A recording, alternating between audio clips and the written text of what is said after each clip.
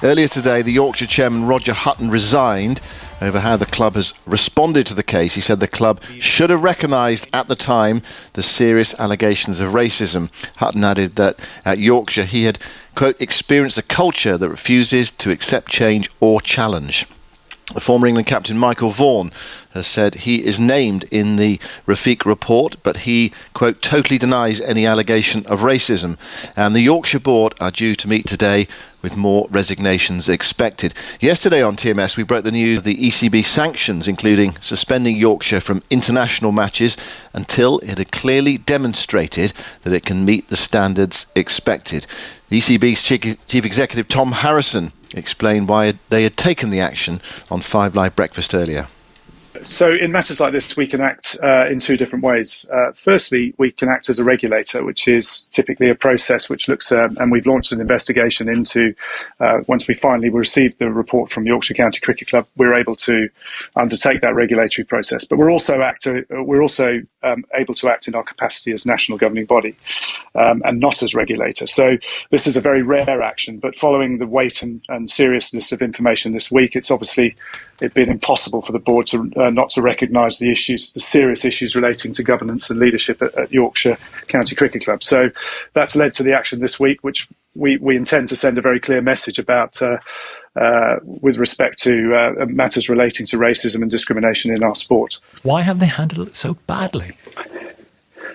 Well, I don't know the answer to that, Nicky, other than the fact that what we try to do at the ECB is empower our stakeholders to take responsibility and to, provide levels of governance and leadership that give people confidence to get involved in our sport. And it's such an important thing for us, particularly given cricket's propensity to attract a hugely diverse community. And this week's been massively damaging for us. And it's it's been contrary to all the values that cricket upholds and all of the strategic work that we've been doing for many years now to make our sport more accessible, more open, and more welcoming to diverse communities out there. We did a fascinating Your Call phone-in on this yesterday between 9 and 10. I commend it to people on BBC Sounds if you get a chance to listen to it as well.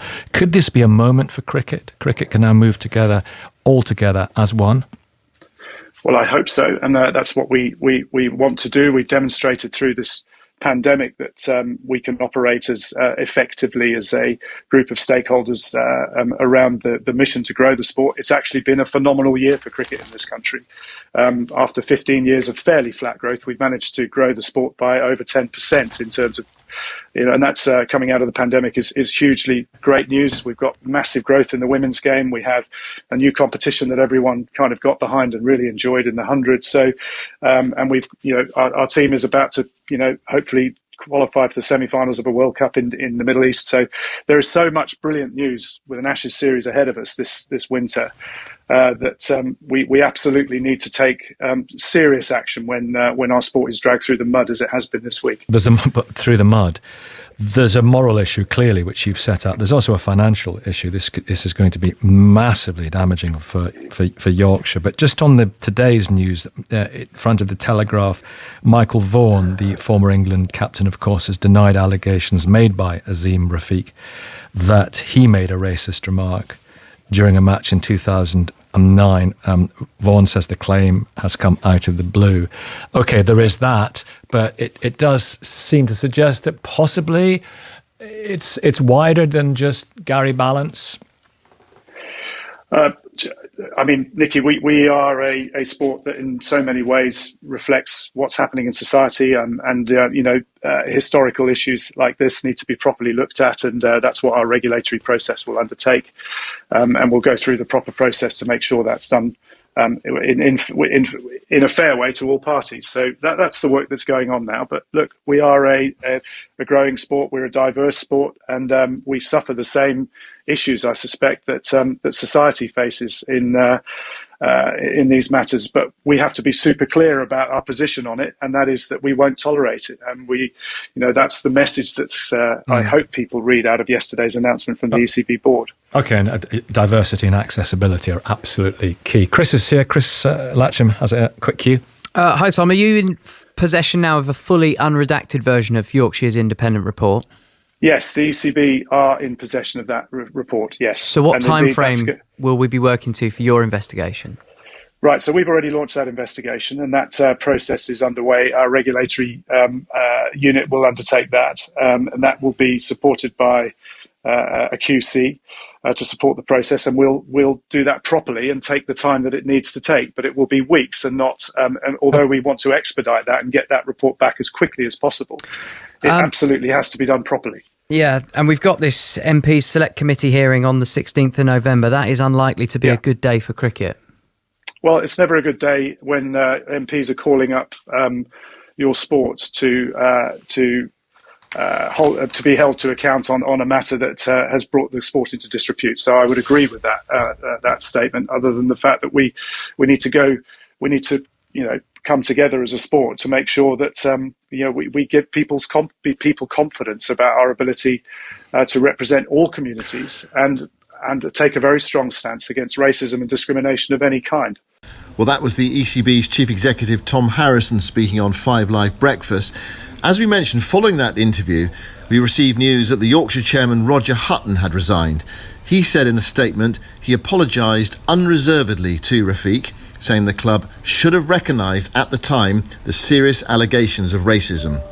Well, Hutton has been speaking to our sports editor Dan Rowan, who asked firstly how big a problem Yorkshire has with racism. Well, it's hard to know. When I first joined as chairman in 2020, the allegations from Azim came quickly thereafter. And so for me, I thought it was important to ask just that question. We instructed an international law firm to look at that question, and they've provided a report. And that report concludes, perhaps unsatisfactorily, that there's insufficient evidence to work out whether Yorkshire is institutionally racist or not. What I would say is I think there's a game-wide issue that ultimately the ECB would be well advised to take a broader look at and approach across the whole game.